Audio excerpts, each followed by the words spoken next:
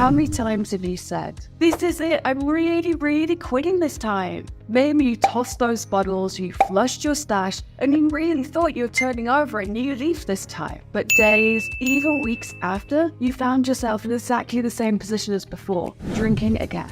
I've been there too, more times than I could count. What if you had somebody shining a light on the common mistakes that people make, so that you could avoid them yourself? Well, that's what we're here to do today. We're going to look at the most common 5 mistakes that people make during that first week of going alcohol-free, so that you can fully prepare yourself, avoid these mistakes, and be successful on your alcohol-free journey. Meet David. He's been on his own alcohol-free journey for quite some time now, and he's had his own fair share of day one. He's failed on his process, but each time he's learned a lesson, he's identified his mistake, and now he's been alcohol-free successfully for 6 months. But let's rewind a little bit to those first few steps that David took on his alcohol-free journey. David had enough after his own teenage daughter came to him crying, saying that she was scared of him after he had a couple of drinks. He poured every last drop down the drain. He had no real plan in place. He was relying on sheer willpower to get through it, and he made it about a week before he stumbled. David's first mistake is one that so many of us fall into, and it's going on the alcohol-free journey without a plan.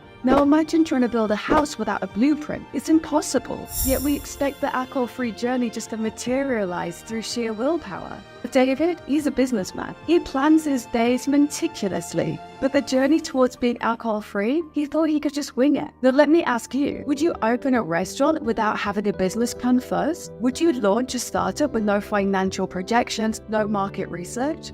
Of course not. So why do we think that becoming alcohol-free will just fall into place without any intentional design? Here's what David learned. He needed an alcohol-free blueprint. Now this isn't just a checkbox, this is the architectural plans of your new life. Now David was armed with his blueprint, he was ready for round 2. And he made it a few weeks longer than before. But soon that familiar emptiness started to creep in. Loneliness blanketed his evenings like a heavy fog. Sitting at home alone without alcohol, time seemed to have been paused. David's thoughts started to wander to simpler times. Carefree nights, laughing and joking, bonding with his friend over a couple of bottles. He started to romanticize the good times and started to forget about all of the negatives that alcohol was bringing in his life. Because of David's loneliness, by week 3, his resolve to quit drinking had started to wilt. An old friend invited him out for a drink, and he said to himself, "It's just one won't hurt." And sadly, he slipped.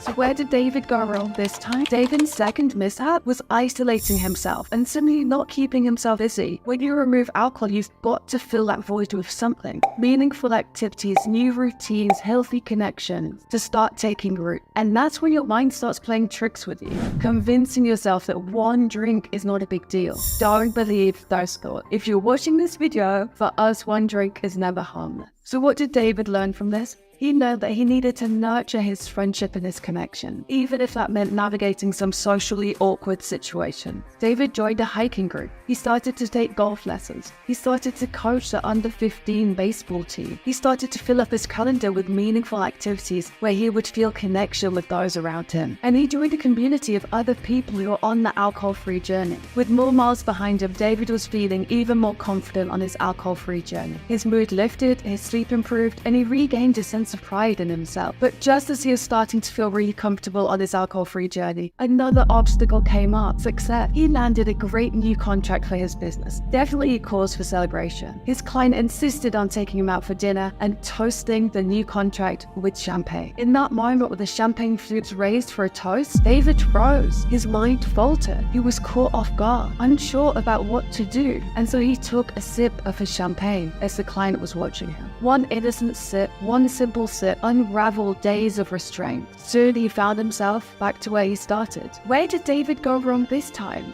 Let's break it down. David slipped up by not preparing sufficiently for all of the potential triggers. You see, you can't always control when you're going to encounter triggers. A celebration, dinner, a friend offering you a drink while watching the game. A stressful day when your only thought is, "I deserve a drink." When you least expect it, these triggers will ambush you and they'll put you to the test unless you've planned ahead. David learned quickly that he needed to prepare himself for all of those potential triggers that were going to come his way. And he made his if-then plan. If this happens, then I'll do this. He planned ahead so the next time he was in the same situation with another client, he knew exactly what he was going to do. It was such a simple but powerful tool that he needed to use to ground himself, to stop his mind from wandering into its only one drink and onto autopilot where his mind would drift back to his old habit. After each slip, David brushed himself off and got back onto the path of the alcohol-free journey, a little bit wiser and more prepared for the next time. But he was starting to grow wary of day ones. He asked himself, how many more day ones can I have? How many more times will I slip? But this time he was determined. He was determined he was going to make that 1 month mark. And he did.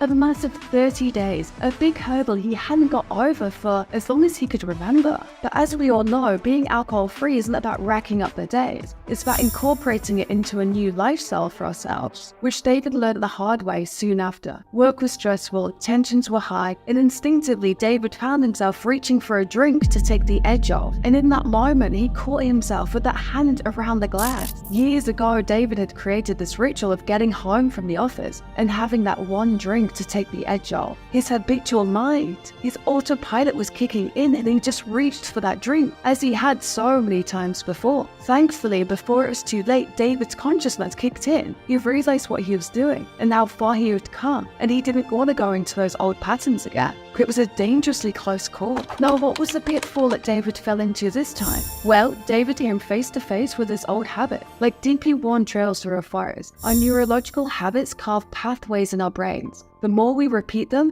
the more entrenched they become. These habitual brain patterns activate automatically when we're triggered, often without our full awareness. That's what happened with David. So how do we override those autopilot habits that we have? By forging new trails of conscious decision. Step by step, recreating new wiring in our brains. With awareness and vigilance, David caught himself mid-habit. He paused. He took a breath, and he chose a decision that's aligned with his goals and his values, not his habit. Over time, these new choices will become our new normal, and they'll become so much more easier to do than at the beginning. But it takes effort and awareness to leave those old habits behind and to start creating new ones. Progress isn't always linear, and that takes us to our next pissed off. Despite making it 45 days alcohol-free, David hadn't quite made it to the elusive summit of long-term alcohol-free. But he was finally beginning to realize that this mountain, it didn't have a peak. It's not as if you could climb to the top and then you've conquered the mountain, like tick that box, it's done. David started to learn that instead of chasing milestones of 60 days alcohol-free, 90 days alcohol-free,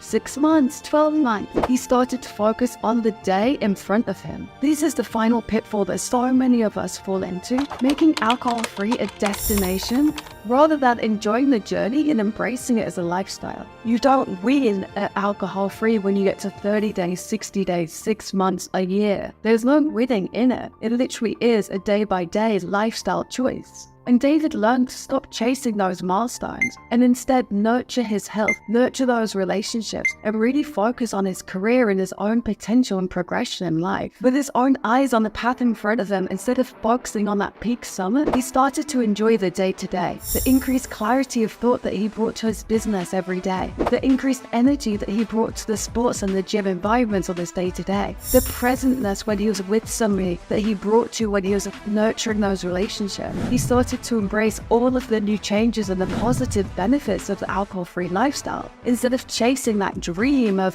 1 year alcohol-free. So these are the 5 mistakes you need to avoid if you want to be successful on your own alcohol-free journey. The first one is have a plan. The second one, don't isolate yourself and start to pack your social calendar. The third, plan sufficiently for your triggers. Fourth, identify your habits and learn how to pattern interrupt, so you're not just going back onto autopilot and back to those old habits. Finally, stop looking for those milestones of being alcohol-free and start to incorporate it as a lifestyle. And if you've tried to quit on your own before and it's just not been successful and you want my help, feel free to reach out for me. I have a calendar link in the description below where you'll be able to book a free consultation. We can have a conversation where I can get to know your situation a little bit better and see if it would be a fit for us to work together going forward. So if that's for you, the link is in the description below. And if you're not quite ready for that amount of support, subscribe to the channel and just binge watch all of my videos.